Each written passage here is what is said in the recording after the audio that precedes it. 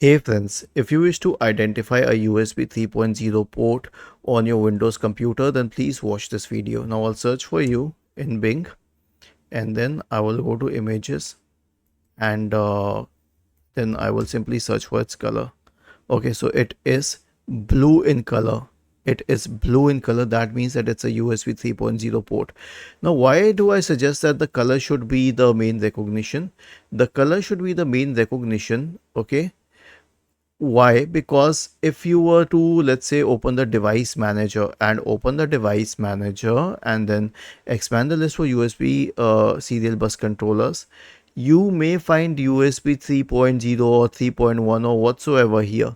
But how would you know which one it is? So this is the reason we need to check the color, and this is the main recognition because you may have multiple ports, but this blue color is indicative that that port is USB 3.0 and it's 10 times faster than USB 2.0. Was this helpful? If yes, then please subscribe to the channel. If not, then let us know in the comment section of the video on how we could help you further. Thank you for watching this video and have a nice day.